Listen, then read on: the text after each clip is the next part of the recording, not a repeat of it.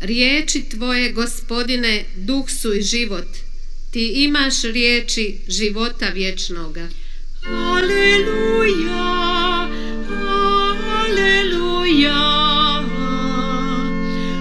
aleluja.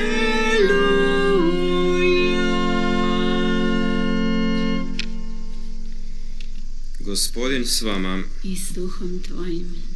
Čitanje Svetog Evanđelja po Mateju. Slava tebi, Gospodine. U ono vrijeme Isus otpusti mnoštvo i uđe u kuću. Pristupe mu učenici govoreći: razjasni nam prispodobu o kukolju na njivi. On odgovori: sijač dobrog sjemena jest sin čovječiji. Njiva je svijet. Dobro sjeme sinovi su kraljevstva, a kukolj sinovi zloga. Neprijatelj koji ga posija jest đavao, žetva je svršetak svijeta, a žeteoci anđeli. Kao što se kukolj sabire i ognjem sažiže, tako će biti na svršetku svijeta. Sin će čovječi poslati svoje anđele da pokupe iz njegova kraljevstva sve zavodnike i bezakonike i bace ih u peć ognjenu, gdje će biti plač i škrgut zubi. Tada će pravednici zasjati poput sunca u kraljevstvu Oca svojega. Tko ima uši, neka čuje. Riječ Gospodnja. Slava tebi, Kriste. 귀가 있는 사람은 들어라 라고 하셨습니다. 우리 모두는 귀가 있습니다. 그렇다고 해서 사람이 모든 것을 다 듣는 것은 아닙니다. 어떤 이들은 정말 귀가 있어도 듣지 못하고 있습니다. 또 누군가는 그것을 듣기는 하지만 제대로 듣지 못하는 경우가 있습니다.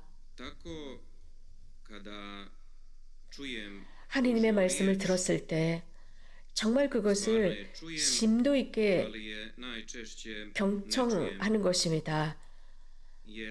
즉 귀로만 듣고 흘려버리는 사람이 있습니다. 온 존재를 다해서 마음을 다해서 그 말씀을 들으면서 새기는 것입니다. 귀로 듣고 마음으로 새기기입니다. 하느님의 말씀을 이렇게 귀로 듣고 마음으로 새기지 못한다면 그 말씀은 우리들 주변에 맴돌 뿐입니다. 우리들의 모든 존재에 담지 못할 때 그 말씀을 우리들에게 힘을 발휘하지 못합니다. 귀로만 듣는 것이 아닙니다. 눈과 상상과 감정과 정서와 그 모든 것들을 다 합해서 청각을 통해 말씀을 듣고 마음에 새기는 것입니다. 그래서 내가 들을 때 그 말씀이 나의 온 존재를 건드리고 어루만지고 내 깊숙이 스며들게 해야 합니다. 그래서 나를 깨워내는 힘이 있어야 합니다. 그런데 우리는 수천 가지 이유로 인해서 그 말씀을 귀로 듣고 흘려버립니다. 그 말씀의 힘을 제대로 인식하지 못합니다. 이 세상에 이 말씀의 힘보다 강한 힘을 지닌 이는 누구도 없습니다. 아픈 사람은 치료될 수 있고 또 그 생활 자체가 바꿔질 수 있습니다. 마테오 세리의 삶도 변했습니다. 아시시의 프란체스코 성인도 그 말씀의 힘을 경험했기 때문에 삶이 변화되었고 많은 사람들이 질병으로부터 치유되었습니다. 귀가 있는 사람은 들어라 라고 말씀하셨습니다. 예수님께서는 항상 다시 한번 우리들을 모아들이셔서 말씀을 건네십니다. 하지만 자주 내 내면과 내 영혼은 그분의 말씀을 들을 자세가 제대로 되어 있지 않습니다. 그분께서 말씀하시는 대로 들을 준비가 되어 있지 않습니다. 그래서 귀가 있는 사람은 들어라 라는 그 말씀은 나에게 경고하고 계십니다. 내 존재에 대한 경고입니다. 내 존재가 깨어있기를 바라고 내 존재가 그 말씀을 들음으로써 변화되기를 바랍니다. 즉 말씀을 듣고 느끼고 내 정서와 내 존재와 정신과 영혼이 함께 그 말씀을 보듬어 안는 것입니다. 복음 말씀에서 예수님께서 하신 말씀을 듣게 됩니다. imali takav stav. Oni su čuli 그들은 예수님의 비유 ono što je 말씀을 Isus 들었습니다. 그리고는 neposredno 자신들에게 그 말씀을 설명해달라라고 말씀하십니다. 오늘 말씀을 예수님께서 많은 군중을 향해서 하신 말씀이었습니다. 가라지 축정회에 대한 비유였습니다. 들판에 널려있는 그 가라지들에게 관한 것이었고, 예수님의 말씀이 끝난 뒤에 자기들에게만 이 말씀, 비유를 설명해 주십사 청했습니다. 그 뜻은 바로 그들은 그 말씀을 귀로 들었지만 그 말씀을 이해하지 못했습니다. 귀로만 들었습니다. 모든 존재로 듣고 새기지 못했기 때문에 다시 한번 그 설명이 필요했습니다. 예수님께서 군중들에게 인사를 하시고 떠나셔서 한 집으로 들어가셨습니다. 그러니까 예수님은 그 군중으로부터 떠나셔서 그 집안에 제자들 사이에 함께 남게 됩니다. 제자들과 그 집에서 머무셨습니다. 그 순간 제자들이 설명해 주십사라고 청합니다. 예수님께서 어떤 장소에 계셨는지 깨닫게 됩니다. 즉 예수님의 말씀을 잘 듣고 배우고 새기기 위해서는 집에 있어야 한다는 것입니다. 집이라는 공간, 복음에서 말하는 이 집이라고 하는 곳은 사람이 가사 일을 하고 잠을 자는 그런 곳을 의미하는 것이 아닙니다. 집이라고 지금 복음에서 설명한 것은 관계를 의미합니다. 가장 내밀한 관계, 가장 절친한 친밀한 관계를 의미합니다. 바로 이러한 관계 속으로 들어갔다입니다. 이런 관계가 설정되었을 때 비로소 가르치고 내가 그것을 듣고 새길 수 있습니다. 집이라고 하는 것은 한 공간으로서 인간적인 관계의 공간입니다. 그래서 이 관계의 공간 속에서 정말 중요한 것은 이 청각의 임무입니다. 듣기의 임무입니다. 또 다른 사람이 내 말을 듣는 자세입니다. 즉 말하고 듣기입니다. 그 결과 이해하는 것입니다. 색이 있는 것입니다. 내 상황을 깨닫는 것입니다. 듣고 말하고 새김으로써 개방되는 것입니다. 오늘 복음에서 말하는 이 집은 하나의 공간으로서 다양한 것들이 구체화됩니다. 집이라고 하는 곳은 하나의 공간으로서 제자들에게 설명해 주시고 깨닫는 장소, 예수님께서 집으로 들어가시고 그 집에서 설명하셨다. 이런 상황은 우리들에게 영감을 줍니다. 이 비유 말씀, 즉 가라지, 축정회에 대한 비유 말씀은 그들에게 있어서 더 많은 설명이 필요했습니다. 즉 이 말씀은 이미 군중들에게 하신 말씀이었지만 제자들은 예수님과 혼자 남아있을 때 이 가라지 비유를 설명해 주십사. 예수님은 기꺼이 상세히 설명해 주십니다. 그들에게 영감을 주시고 설명해 주십니다. 그들은 다시 한번 자신들이 이해한 것이 맞는지 확인하고 싶었습니다. 예수님의 말씀의 의도를 분명하게 알고 싶었습니다. 그래서 그 집이라는 공간으로 들어갔을 때 예수님께서 의미하셨던 그 비유를 알고 싶었습니다. 당신께서 군중에게 이런저런 말씀을 하셨는데 그 참 의미가 무엇입니까? 우리가 이해한 것이 맞습니까? 라고 묻는 것입니다. 이렇게 묻고 답하기 위해서는 이런 인간적인 집, 공간이 필요합니다.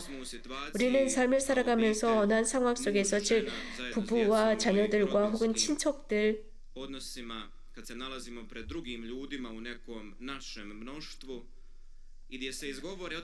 그리고 그들에게 어떤 그 말을 통해서 표현을 통해서 설명합니다. 어쩌면 진실되이 설명했을 수도 있고 어쩌면 모호하게 피상적으로 설명할 수도 있지만 내가 말하는 즉 화자의 의도를 제대로 이해하지 못합니다. 그렇기 때문에 많은 대중 앞에서 군중 앞에서 우리를 모르는 사람들 앞에서 설명하는 것이 아니라 이런 말을 했다면 정말 아주 사적으로 개인적으로 이게 어떤 의미를 내포하고 있는지 집, 공간에서 묻고 답하게 됩니다. 이 화자의 말이 구체화되었을 때 즉 부부가 남편과 아내와 부부 혹은 부모와 자식들 간에 이런 대화가 구체화되고 서로 이해할 수 있는 상황이 되었을 때 상황을 바꿀 수 있습니다. 그러면서 그 가족의 친교가 성숙합니다. 그런데 만약에 이렇게 되지 않는다면, 그 반대라면, 이러한 설명, 구체화된 설명을 듣고 싶어 하지 않는다면 문제가 발생합니다. 그 말을 듣고 싶어 하지 않을 때입니다. 즉, 이런저런 것을 했는데 거기에 대한 구체적인 설명을 하지 않을 때 문제가 됩니다. 무엇인가 어떤 행동을 했습니다. 거기에 관한 구체적인 행동에 대한 설명을 하지 않을 때 그 상황은 굉장히 복잡해지게 됩니다. 난감합니다. 이런 일들이 자주 일어납니다. 또 다른 면은 상대편에서 이런 설명을 듣고 싶어 하지 않습니다. 말을 막을 때도 문제가 됩니다. 그 화자가 설명하지 못하도록 하거나 혹은 그의 어떤 행동이나 처신, 그 어떤 일어난 상황에 대한 설명을 듣고 싶어 하지 않는 사람이 있습니다. 즉, 관계를 끊겠다 이겠죠. 귀찮다 이겠죠.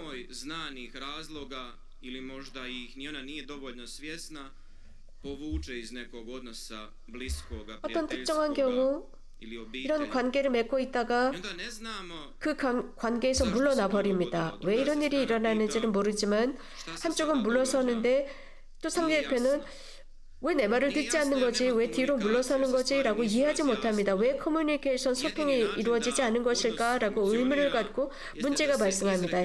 이런 경우 어두움으로 들어가는 것입니다. 그렇기 때문에 그 행동이나 상황이나 처신에 관해서 혹은 한 말에 관해서 설명해 줘야 합니다. 오늘 예수님께서 제자들에게 그 비유를 상세히 설명해 주신 것처럼 말입니다. 즉, 들에 돋아난 가라지 죽정에 관해서 설명해 주십니다. 그들에게 그저 무의미한 것에 관해서 말을 많이 하신 것이 아니라 설명해 주십니다. 그 가라지의 스토리에 관해서 말씀해 주십니다. 그리고 그 가라지의 역할이 무엇이고 그 가라지가 어떤 결매를 맺는지 잘 설명해 주십니다. 즉, 교사와 학생, 다시 말씀드리면 스승과 제자로서의 설명을 해주시고 듣는 관계입니다. 이것은 우리들의 인간 관계에서도 일어납니다. 설명해야 할 필요가 있습니다. 즉, 무의미한 것을 많은 말로 설명하고 나열하는 것이 아니라 필요한 것에 관해서 설명할 줄 알아야 합니다. 필요한 것입니다. 아주 중요한 것, 필수적인 것들을 설명하지 않고 저 사람이 알아들었으려니 라고 넘어갔을 때 문제가 발생합니다. 내 입장만을 생각하고 설명하지 않을 때입니다.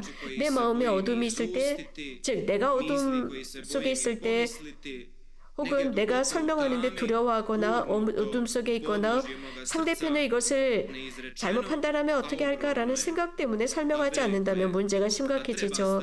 이런 것은 매우 심각합니다. 내 마음 안에 어떤 관계를 지니고 있다면 그것을 설명함으로써, 자세히 설명함으로써 그것을 말로 선포할 때 우리들의 관계는 발전해 나갑니다. 우리는 자주 이런 경험을 했습니다. 곧 어떤 상황이 일어났을 때 이것을 설명하기 위해서는 오랜 시간이 걸립니다. 몇 년이 걸립니다. 바로 당장 설명했으면 굉장히 가뿐한 관계가 되었을 텐데 이것을 제대로 설명하지 않아서 오해를 일으키고 불투명하게 만들어집니다. 그래서 어떤 일이 일어났을 때 즉시 설명해 주었을 때 투명하고 빛이 들어옵니다. 예수님, 제자들도 그 말씀을 듣자마자 집 공간에 들어갔을 때 즉시 예수님께 물었습니다. 설명해 주십사 라고 했습니다. 이에 예수님께서는 즉각적으로 설명해 주십니다. 바로 이것이 중요합니다. 미루지 않았습니다. 예수님께서는 그들에게 아주 심각한 어떤 것을 말씀하신 것이 아니었습니다. 사실 말씀하시면서 이렇게 고집스러운 그들에게 무엇인가를 설명해서 가르치는 것이 쉽지 않습니다. 예를 들어서 이렇게 추수된 이 가라지들은 지옥불에 떨어져서 이를 갈 것이다 라는 이런 것들을 설명하는 게 쉽지가 않습니다. 혹시 이들이 두려워하지 않을까 라는 생각도 하셨을 것입니다. 우리가 두려움을 갖는 것과 같습니다. 예를 들어서 지옥에 관한 말을 들었을 때 우리는 두려워합니다. 그러나 예수님께서는 그 어려운 것에 관해서, 즉 부정적이고 두려운 것에 관해서도 말씀하셨지만 그것으로 끝나지 않았습니다. 입을 다무시지 않으셨습니다. 그렇게 그래서 잘못된 방법으로 오해하지 않도록 두려움에 빠뜨리시지 않는 대화술을 사용하십니다. 예수님은 이렇게 엄중한 것, 심각한 것도 알고 계셨지만 이것을 잘 이야기하실 줄 아는 화술, 하느님적인 화술을 지니고 계셨습니다. 내 영혼에 존재하는 것, 예를 들어서 내가 슬픔에 빠져 있습니다. 울고 있습니다. 나의 지옥 속에 살고 있습니다. 타인의 폐쇄성을 보면서 그가 진실되지 못해서 내가 슬퍼하고 있다라고 했을 때 나는 그것을 분명히 설명할 줄 알아야 합니다. 즉 드러내야 합니다. 삶 속에서 공동체적으로, 즉 입을 다물고 공동체적으로 사는 것은 쉽지 않습니다. 정말 중요한 것은 저 사람이 이미 알아들었겠거니라고 하면서 입 다물고 사는 것은 매우 어렵습니다. 그래서 아무 일도 일어나지 않은 것처럼 그냥 내버려둬 시간이 지나면 알겠지라고 생각하지만 그렇지 않아요. 해는 반짝입니다. 그 태양은 항상 떠 있습니다. 우리가 그 태양에 떠 있는데도 눈을 감는다고 태양이 없습니까? 그렇지 않습니다. 일어난 사건도 마찬가지입니다. 잘 설명해주고 이해를 시켜야 합니다. 예수님께서는 이런 말씀을 제자들에게 하신 뒤에 즉 그들은 그것을 분명히 알고자 하는 의지가 있었고 예수님은 설명해주고자 하는 의지가 있었습니다. 이렇게 서로 대화하고 알아들었을 때 예수님과 제자들과의 관계는 그 전과 같지 않고 오히려 발전했습니다. 훨씬 더 깊이 있는 관계가 맺어졌습니다. 예수님께서 분명하게 잘 이해를 시켰기 때문입니다. 그들은 그 설명을 들을 의지가 있었고 물었습니다. 알고 싶어 했기 때문입니다. 자신들의 마음 안에 있는 것을 솔직하게 예수님께 말씀드렸습니다. 우리 이해하지 못했으니 설명해 주십시오 라고 했을 때 이 관계는 매우 좋아졌습니다. 이것은 우리들의 삶을 비추어주는 상황입니다. 예수님과 제자들과의 상황입니다. 그 형제자매 여러분, 우리들의 삶 속에서도 그렇습니다. 우리가 사랑하는 사람들과의 관계, 제대로 소통하기 위해서는 이런 오늘 복음에 등장하는 예수님과 제자들과의 관계여야 합니다. 그래서 우리들의 어떤 관계들 속에 하느님의 말씀의 빛이 스며들고 우리들의 마음에 스며들도록 해야 한다고 여깁니다. 그 결과 우리들이 깨어나길 바랍니다.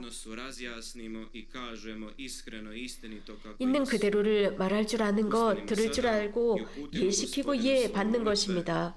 Recimo zajedno, Gospodine, usliši nas.